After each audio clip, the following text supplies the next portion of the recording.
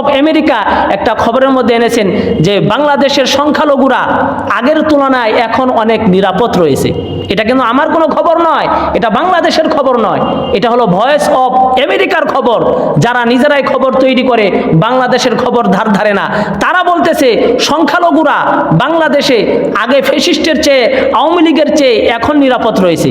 তাদের এই খবরে উত্তরদাতারা 64%, 64.1% উত্তরদাতারা বলেছেন যে হ্যাঁ, এই তথ্যই সঠিক, বাংলাদেশের সংখ্যালঘুরা আগের চেয়ে নিরাপদ লাভ করতেছে বেশি। বর্তমান বাংলাদেশে হিন্দু মুসলিমদের মধ্যে এক দাঙ্গা বাজানোর জন্য পায়তারা চলতেছে। আমরা সকালবেলা খবরের কাগজ দেখলেই দেখতে পারি যে বাংলাদেশে হিন্দু মুসলিমদেরকে নিয়ে একটা তর্ক বিতর্ক, আলোচনা সমালোচনা চলছে।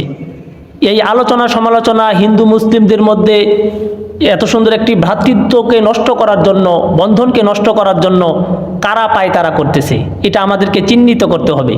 প্রিয় উপস্থিতি, আমাদের ধর্মে, মুসলমান ধর্মে, মুসলিম ধর্মে, আমাদের ধর্মের আদর্শ হলো আমাদের রসুল সাল্লাল্লাহু আলাইহি সাল্লাম ও মুসলিমদেরকে নিয়ে সুন্দর সুন্দর বাণী বিশ্লেষণ করে গিয়েছেন।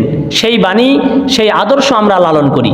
সেই আদর্শের মধ্যে একটি আদর্শ হলো এমন, রাসূলুল্লাহ সাল্লাল্লাহু আলাইহি সাল্লাম একদিন দেখলেন এক বেদুইন মসজিদের নববীর মধ্যে প্রস্রাব করতেছে।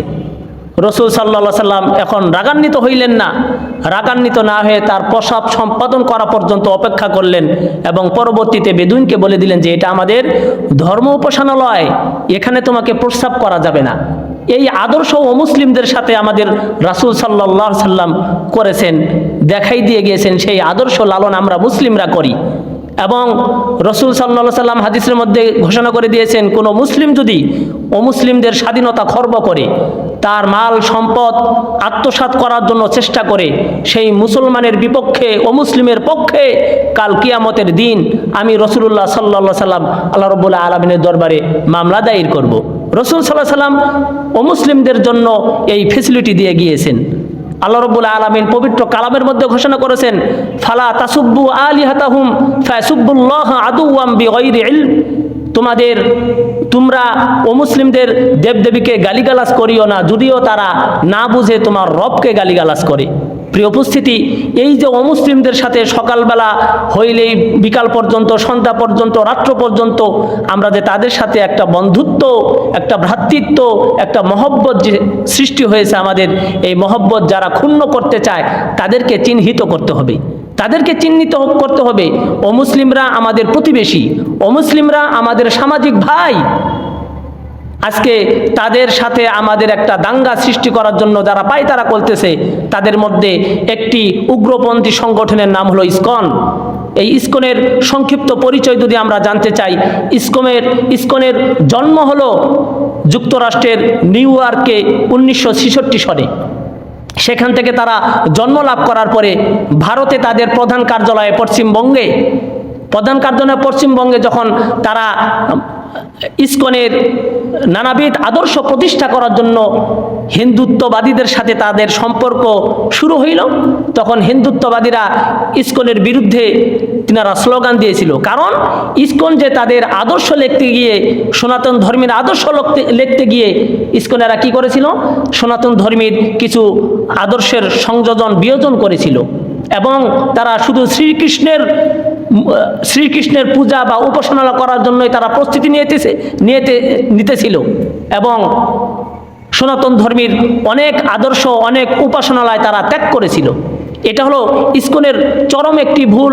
এবং সনাতন ধর্মের যারা সঠিক আদর্শবান, যারা সনাতন ধর্মীকে লালন করে, পালন করে, তারা তাদের এই ভুল ধরতে পেয়ে সনাতন ধর্মীর ব্যক্তিরা ইসকনকে সাপোর্ট করে নাই। এখন পর্যন্ত অনেক সনাতন ধর্মীর ব্যক্তিরা ইসকনকে সাপোর্ট করে না।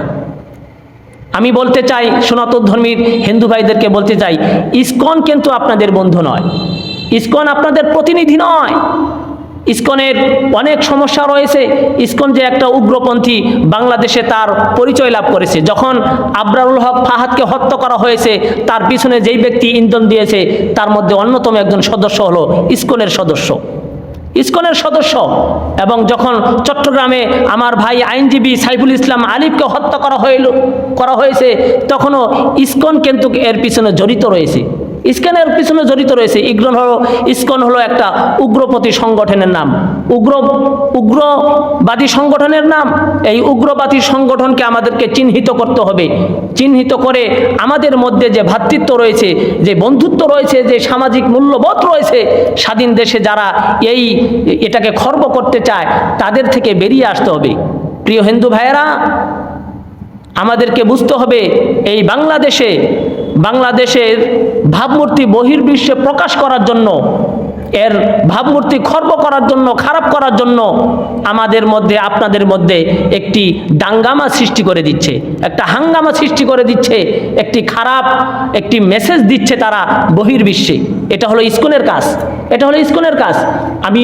আমি আমার হিন্দু ভাইদেরকে বলবো, আমার হিন্দু ভাইদেরকে আমি বলতে চাই যে আপনারা দেখবেন অনলাইন মিডিয়ায় ফেস দ্য পিপলের মধ্যে এক হিন্দু ভাই এসে বলেছেন, তার নাম হলো গোবিন্দ প্রামাণিক। তিনি বলেছেন ইস্কনের যে কার্যকলাপ, ইস্কনের যে আদর্শ, এটা আমরা সনাতন ধর্মীরা এটাকে মেনে নিই না। ইস্কনকে আমরা ভালোবাসি না, কারণ ইস্কনের অনেক আদর্শ এরকম রয়েছে যেটা সনাতন ধর্মের সাথে যায় না, যেটা সনাতন ধর্মের সাথে যায় না। ইস্কনের আদর্শ হলো শুধু শ্রীকৃষ্ণর কিছু পূজা করবে আর অন্য কোনো পূজা লাগবে না, এটা সনাতন ধর্মের আদর্শ নয়।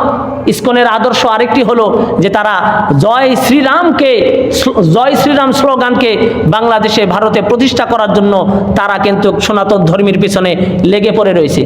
সনাতন ধর্মীরা আমরা আগে দেখেছিলাম 7-8 বছর 10 বছর আগে তারা তাদের মন্দিরে তারা বলতো হরে রাম হরে কৃষ্ণ, কিন্তু এখন তারা বলে যে জয় শ্রীরাম।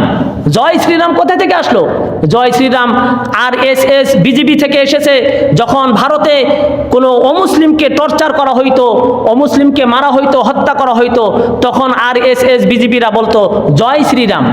তার মানে হলো জয় শ্রীরামের সিগনিফিকেন্স হলো যে যত অন্যায় করা হবে জয় শ্রীরাম বলা হবে, সব অন্যায় মাফ হয়ে যাবে, সব অন্যায় বৈধ হয়ে যাবে। তার প্রতিষ্ঠা বাংলাদেশে করার জন্য আমরা দেখেছি যখন শাহবাগীর আমলে যারা পায়তারা করে, শাহবাগীর আমলে যারা স্বৈরাচারী করে এরকম ব্যাংক লুণ্ঠন করতো, তখন তারা বলতো জয় বাংলা। এবং যখন মানুষকে হত্যা করত, এই মরা দেহের উপরে তারা নেচে নেচে বলতো জয় বাংলা।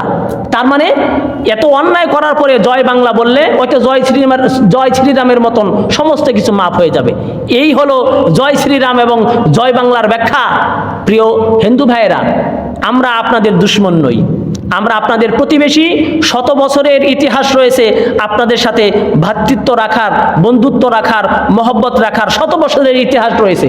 আপনার আর আমার মধ্যে যিনি ফাটল ধরাচ্ছে, যে উগ্রপন্থী, যে দালালেরা আপনার আর আমার মধ্যে সম্পর্কের জের আনতেছে, সম্পর্কের দাগ টানতেছে, তারা হলো ইস্কন।